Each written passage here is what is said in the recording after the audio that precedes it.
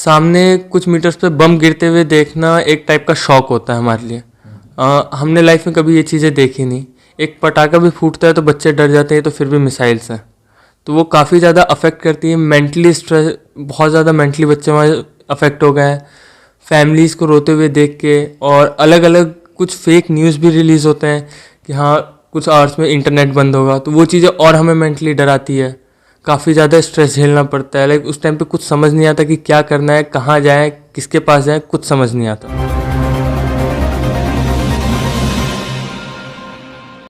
नमस्कार, बहुत स्वागत है आपका। न्यूज़ एक्सप्रेस इंडिया देख रहे हैं आप। और फिलहाल इस वक्त हम बात करेंगे विश्व के सबसे बड़ी अभी जो घटनाक्रम चल रही है उसके बारे में। रशिया यूक्रेन के युद्ध के बारे में बात करेंगे हम। जो स्थिति बनी हुई है उस स्थिति में यूक्रेन पे लगातार रशिया के द्वारा जो है बमबारी की जा रही है, मिसाइल्स जो है वो दागे जा रहे हैं। और जो स्थिति वहाँ की है वो अफरा तफरी की बनी हुई है, भागम भाग की स्थिति है। और सबसे बड़ी बात जो कि विश्व में मेडिकल फैसिलिटीज़ और मेडिकल के एजुकेशन की सबसे बेहतर व्यवस्था वही है। और यही कारण है कि भारतीय बहुत सारे ऐसे स्टूडेंट्स भी हैं जो वहाँ इस युद्ध के दौरान वहाँ फंसे हैं। किस तरह की स्थिति है और वहाँ बच्चों में किस प्रकार का खौफ है, हकीकत क्या है, इस सब के बारे में जानकारी आपके साथ साझा करेंगे। और जानकारी साझा करने के लिए हमारे साथ यूक्रेन से मुजफ्फरपुर बिहार लौटे अंकित हमारे साथ हैं। वहीं पे पढ़ाई करते थे। युद्ध से ठीक पहले, मतलब चंद घंटे पहले यूक्रेन से वो यहाँ के लिए आए और मुजफ्फरपुर में फिलहाल है। इनसे बातचीत करते हैं। क्या स्थिति? अंकित, बहुत स्वागत आपका। Hello sir. जिस तरह की स्थिति है और जो कंडीशन आप देख रहे थे फिलहाल, क्या कहेंगे उसके बारे में? सर, स्टार्टिंग में तो हम में से किसी को भी ये चीज़ एक्सपेक्टेड नहीं थी कि हाँ इवानों में भी अटैक हो सकते हैं। लाइक सिचुएशंस बहुत ही नॉर्मल थी, बहुत ही काम सिचुएशन थी। एज सच कुछ लग नहीं रहा था कि कुछ होगा। एंड मेरे फादर ने जस्ट मुझे बोला कि तुम निकल जाओ अगले दिन ही। जिस कंपनी के थ्रू मैं वहाँ गया था उनसे उन्होंने बोला कि आप निकल जाओ, तो मैं अगले दिन वहाँ से निकल गया। एंड मेरे निकलते ही कुछ आवर्स के बाद वहाँ अटैक हुआ। जब मैं इंडिया आया तब मुझे मेरे फ्रेंड्स का कॉल आया कि यहाँ पे बम्स गिरे हैं। इवन मेरे हॉस्टल के कुछ मीटर्स पे भी बम गिरे हैं। एंड बच्चे काफ़ी ज़्यादा डरे हुए हैं इस वक्त। वहाँ पे फूड की प्रॉब्लम हो रही है, वाटर की प्रॉब्लम हो रही है। लाइक बहुत से बच्चे हैं जो बंकर्स के नीचे छुपे हुए हैं, काफ़ी परेशान हैं, काफ़ी वरीड हैं। एंड काफ़ी ज़्यादा स्ट्रेस है उनके ऊपर इस टाइम पे। सबसे बड़ी बात यह है कि भारत सरकार के तरफ से जो स्थिति होनी चाहिए थी युद्ध के पहले, उन सबको बुलाया जाता और जो नीतियां बनाई जाती वो नीतियां कम से कम वहाँ रहने वाले जो छात्र हैं, जो स्टूडेंट्स हैं, उनके पक्ष में होती। वो अंकित की तरह खुशी से अपने घर में समय बिता रहे होते। अंकित, ये बताइए कैसा लग रहा है चूंकि उस युद्ध से निकल कर आप मुजफ्फरपुर में अपने घर पे हैं? सर, लग तो अच्छा रहा है, सेफ फील कर रहा हूँ, फैमिली के साथ हूँ, फैमिली भी खुश है इस वक्त, टेंशन फ्री है, मैं भी कम स्ट्रेस में हूँ। बट हाँ, कहीं ना कहीं थोड़ा बुरा लग रहा है मुझे मेरे फ्रेंड्स के लिए जो वहाँ अटके हुए हैं, काफ़ी ज़्यादा परेशान हैं, उनकी फैमिली भी काफ़ी ज़्यादा वरीड है और काफ़ी स्ट्रेस वाली सिचुएशन हो रखी है इस टाइम। अच्छा, आपसे जो बात हो रही थी आपने एक बहुत बड़ी बात बताई कि अगर राजनयिक तरीके से जो हमारे एम्बेसडर्स हैं, अगर इंडियन जो वहाँ एम्बेसी है और भारत सरकार अगर स्ट्रिक्टली अगर इस पर कुछ काम करती तो बहुत सारे लगभग स्टूडेंट्स को वापस अच्छे तरीके से अच्छे माहौल में वापस लाया जा सकता था। क्या कहेंगे इसके बारे में, क्या गलती हुई? सर, एक्चुअली इंडियन गवर्नमेंट, जो हमारी इंडियन एम्बेसी थी वहाँ पे, उन्होंने काफ़ी सारी एडवाइजरी जारी की, काफ़ी सारे लेटर्स रिलीज़ किए। बट जो हमारी यूनिवर्सिटी थी उसकी स्पेशल डिमांड थी कि उन्हें पर्सनली लेटर भेजा जाए। एंड जो सिचुएशन था, सब एक्सपेक्ट कर रहे थे कि डेनिप्रो और खार्किव में इस टाइप की प्रॉब्लम्स आ सकती है, बट इवानो में ऐसा कुछ होगा नहीं। तो इसकी वजह से सबका main focus Kharkiv, Dnipro, Vinnytsia इन साइड था। किसी का भी ध्यान इवानो की तरफ नहीं गया। एंड ये सच में अनएक्सपेक्टेड था कि रशिया ने इवानो पे अटैक किया है। एंड जो इवानो के बच्चे हैं वो निकले नहीं थे वहाँ से, क्योंकि स्पेशल परमिशन जो चाहिए थी यूनिवर्सिटी को वो हमें इंडियन गवर्नमेंट से नहीं मिली थी। हाँ, उन्होंने अपनी तरफ से खार्किव में भेजा, हर जगह भेजा, यहाँ एक्सपेक्टेड नहीं था, इसकी वजह से उन्होंने यहाँ भेजा नहीं। अगर उस टाइम पे ये चीज़ पता होती कि यहाँ भी हो सकती है और गवर्नमेंट ने ये स्ट्रिक्टली एक्शन लिया होता तो इवानो से भी बच्चे अभी तक निकल चुके होते। सबसे बड़ी बात है कि किसी भी युद्ध के दौरान प्री एक्सपेक्टेशन जो है यहाँ कहीं ना कहीं भारतीय छात्रों के लिए कहीं ना कहीं मुसीबत का सबसे बड़ा कारण बना। अब ये अंदेशा ये लगा पाना कि ये जगह युद्ध के दौरान सुरक्षित रहेगा, अपने आप में अपने ऊपर जोखिम लेने के बराबर है। और इस तरह की स्थिति अगर बनती है तो सरकार का कर्तव्य होना चाहिए था कि बच्चों को सुरक्षित समय रहते बेहतर तरीके से वापस लाया जा सकता, लेकिन कहीं ना कहीं भारत सरकार भी यहाँ विफल रही है। एक और बात करते हैं, क्योंकि जो दृश्य आप देख के आए हैं कहीं ना कहीं दिल दहल उठता है उससे, क्या बताएंगे इसके बारे में? सर, हम तो एक स्टूडेंट ही हैं, वहाँ जितने सब स्टूडेंट है, बच्चे हैं, सामने कुछ मीटर्स पे बम गिरते हुए देखना एक टाइप का शौक होता है हमारे लिए। हमने लाइफ में कभी ये चीज़ें देखी नहीं।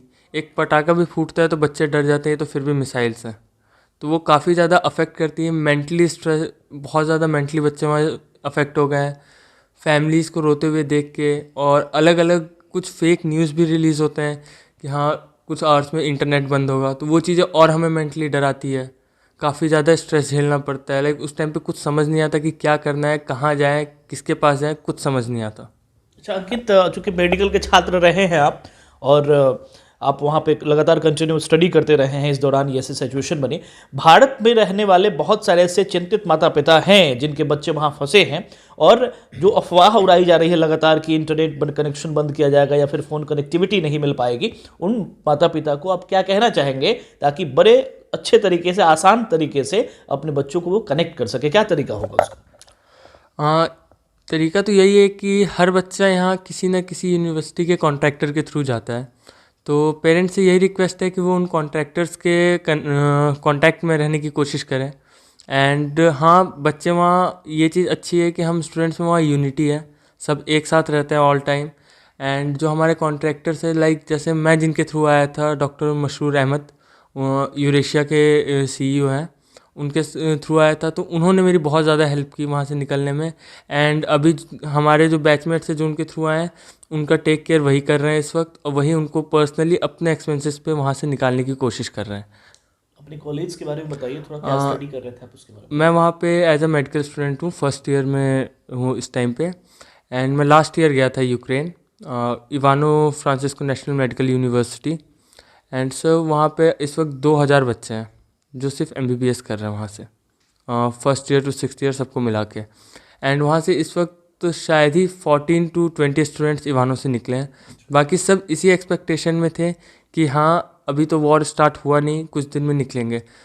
हमारी जो कंपनी थी यूरेशिया, उसने काफ़ी हेल्प की ऑनलाइन कराने में, वो ऑनलाइन हुई। हम 22 को वहाँ पे ऑनलाइन हुई क्लासेस। हमने बहुत से बच्चों ने वहाँ पे 25 को निकलने का प्लान किया, बट 23 के नाइट में ही वहाँ पे अटैक हो गया, जिसकी वजह से जो बच्चे कीव गए हुए थे वो वहाँ भी अटक गए हैं। मतलब वो ना इवानो में है ना कीव में है, वो एकदम अनसेफ है, वहाँ बीच रास्ते में वो अटके हुए हैं। कैसे कांटेक्ट किया जाए वैसे बच्चों को? सर कांटेक्ट का यही रास्ता है कि हम एम्बेसी से कांटेक्ट करें, उन कॉन्ट्रैक्टर से कांटेक्ट करें, और वो बच्चे निकले हैं। हाँ, उनको वहाँ पे प्रॉपर मिल रही है अभी सुविधाएं कि जो वहाँ पे जो एम्बेसी है वो उनसे कांटेक्ट करने की कोशिश कर रही है, वो वहाँ से निकल रहे हैं इस वक्त, एम्बेसी ले जाया जा रहा है अच्छा, उनको। एक बात और बता दीजिए, क्योंकि लोगों का भय समाप्त हो जाएगा कि इंटरनेट कनेक्शन और कनेक्टिविटी के और दूसरे मीडियम वो चल रहे हैं। हाँ सर, वहाँ पे कोई एक ऐप है जो ब्लूटूथ से कनेक्ट हो रहा है, एंड वो 100 to 200 मीटर्स पे कनेक्शन वहाँ चल रहा है। यहाँ फैमिली तक तो बात करना मुश्किल अगर इंटरनेट कनेक्शन जाता है, बट हाँ वहाँ पे एक दूसरे से बात हो सकती है। एक रास्ता ये है कि कई जगहों पे इंटरनेशनल कॉल्स जिनके मोबाइल से चल रहे हैं, वहाँ उनके लिए थोड़ा फ़ायदा है कि इंटरनेशनल रिचार्ज है, इंटरनेशनल कॉल्स हैं, तो वो वहाँ से कनेक्ट कर सकते हैं, बिकॉज डाटा तो जाने वाला है, ऐसा सुनने में आया। अब इस पर अफवाह भी हो सकती है, ज़रूरी नहीं, कहा गया कि ट्यूसडे तक ये इंटरनेट जा सकता है। That's the thing. इस तरह की स्थिति है। तो सबसे बड़ी बात बताएं आपको कि जो युद्ध की स्थिति बनी है और छात्रों के साथ जो इस तरह की स्थिति अभी फिलहाल यूक्रेन में है, वैसे लगभग इन्होंने केवल एक शहर का नाम बताया है, और उस शहर में स्थिति ये है कि यहाँ से लगभग 2000 ऐसे स्टूडेंट्स हैं जो मेडिकल की स्टडी के लिए वहाँ पर हैं, और लगभग बहुत कम ऐसे छात्र, 40-50 छात्र ही वापस आ पाए हैं। इस तरह की स्थिति में क्या किया जाना चाहिए? हालांकि भारत सरकार की तरफ से एक एडवाइजरी के साथ साथ भारत सरकार ने ये कहा है कि जो भी स्टूडेंट्स वहाँ फंसे हैं उनको रोमानिया के रास्ते जो है वापस लेके आया जाएगा। खर्च जो है भारत सरकार उठाएगी। लेकिन एक अफवाह इस बीच ये भी हुआ, अफवाह नहीं शायद सत्य भी था ये, टिकट के दाम में काफ़ी ज़्यादा बढ़ोतरी हो गई भारत सरकार की तरफ से, क्योंकि सरकारी अपना कोई एयरलाइंस नहीं था, इसके कारण लोगों को वहाँ से लाया नहीं जा सका। क्या बताएंगे? सर स्टार्टिंग डेज में तो हाँ टिकट के रेट्स हाई हो रखे थे। लाइक कई जो एयरलाइंस थे उनके टिकट्स 1 लाख 1.5 लाख ऐसे गए हुए थे। यूक्रेन इंटरनेशनल जिससे मैं आया था, मैंने वहाँ पे 60,000 पे किया। एंड जो गवर्नमेंट फ़्लाइट्स थी उनके भी रेट्स हाई हो रखे थे उस टाइम पे। स्टार्टिंग में हम 3 डेज़ पे ही चलने वाले थे, आई थिंक 22, 24, 26 इन डेट्स पे 3 एयर इंडिया की फ़्लाइट्स आने वाली थी। बट वॉर, एक ही फ़्लाइट वहाँ से जा पाई, 22 की फ़्लाइट, एंड वहाँ पे वॉर स्टार्ट हो गया, तो इसकी वजह से अब एयर इंडिया की फ़्लाइट्स भी वहाँ नहीं जा पा रही है। और फ्रेंड्स बता रहे हैं कि उनका इवैक्यूएशन प्रोसेस अभी स्टार्ट हो गया वहाँ से। They are moving to Poland and but अभी भी सिचुएशंस काफ़ी ख़राब है, काफ़ी डरे हुए हैं बच्चे। तो हर कोई डर रहा है कि हाँ, इवानों से पोलैंड जाने तक में भी कहीं कुछ हो गया। काफ़ी डरे हुए हैं लोग वहाँ पे इस वक्त। तो इस तरह की स्थिति है। और अब आपको बताते हैं कि कितना लोग कहीं ना कहीं दिल में एक स्थिति अच्छी बनी रहती है कि जब बच्चे वापस लौट आते हैं और युद्ध जैसी स्थिति। और आपको जिस व्यक्ति से मिलवाने जा रहे हैं वो इनके पिता हैं और खुद फौज में रहे हैं, तो उनको डिफेंस की अच्छी खासी नॉलेज भी है और इसका कहीं ना कहीं फ़ायदा भी मिला है। क्या कहेंगे, कैसा लग रहा है? बहुत खुश हूँ, मेरा बच्चा वापस आ गया। और टेंस्ड भी हूँ कि जो वहाँ बच्चे हैं उनके मदर फादर यहाँ काफ़ी पैनिक हो रहे होंगे। और मैं उस सिचुएशन को देख के डर जा रहा हूँ कि अगर मेरा बच्चा वहाँ होता तो मेरा क्या हाल होता। सबसे बड़ी बात यह है कि जिस समय आपने कॉल किया और उसके बाद बुलाया, मतलब युद्ध के पहले पूर्वानुमान हो जाना, एक डिफेंस होने का फायदा मिला, ऐसा लग रहा है? हाँ जी। कब लगा ऐसा कि इस तरह के सिचुएशन? मैं एक्चुअली कलकत्ता से मुजफ्फरपुर आ रहा था। ट्रेन में मुझे लगा कि सुबह का जो मैंने रशिया का स्टेटमेंट देखा कि उन्होंने डिवाइड कर दिया यूक्रेन को, तो मुझे ऐसा लगा कि अब वार निश्चित है और रशिया अटैक करेगा ही यूक्रेन पे। उसके बाद आपने कॉल करके? उसके बाद मैंने कॉल किया, जो कॉन्ट्रैक्टर हैं उनको कॉल किया और मैंने बोला मेरे बच्चे को इमीडिएट आप इंडिया भेजो। अच्छा, बाकी के जो पेरेंट्स हैं जिनके बच्चे नहीं हैं, क्या कहेंगे उनके बारे में? आप पैनिक ना हो, भारत सरकार कदम उठा रही है और कहीं ना कहीं अच्छा होगा, भगवान पे भरोसा रखें। चलिए, बहुत शुक्रिया। तो जिस तरीके से जो सिचुएशन बना हुआ है, आप समझ सकते हैं किस तरह की स्थिति होगी पेरेंट्स के लिए अपने बच्चों को सुरक्षित वैसे क्षेत्र से निकाल पाना जो युद्धोन्माद है और युद्ध के अभी फ़िलहाल जद में है। और जो स्थिति है आपको हम बताएं कि यूक्रेन के ऊपर जो रशिया का हमला है, इस हमले के पीछे भी एक बड़ी कहानी है और विश्व में इसका एक अलग मैसेज देने की कोशिश भी की जा रही है, जिसमें नाटो भी शामिल है। और नाटो की जो स्थिति है वो इस समय रशिया के खिलाफ भले हो, लेकिन कहीं ना कहीं अगर आप अतीत को देखें तो डोलने की कोशिश करें तो कुछ और चीज़ निकल के आएगा। खैर, इस बारे में भी आपको हम बताएंगे कि क्या स्थिति बनी और किस प्रकार ये युद्ध वाला माहौल बना और रशिया यूक्रेन पर अटैक करता है। और इसमें क्या यूएन का हाथ है, क्या इसमें अमेरिका भी इन्वॉल्व है, और जो नाटो के 30 देश हैं उनकी क्या भूमिका है, इन सब के बारे में आपको हम विस्तृत तरीके से विश्लेषण में बताएंगे। तब तक अभी देखते रहिए न्यूज़ एक्सप्रेस इंडिया और हमें इजाज़त दीजिए। नमस्कार।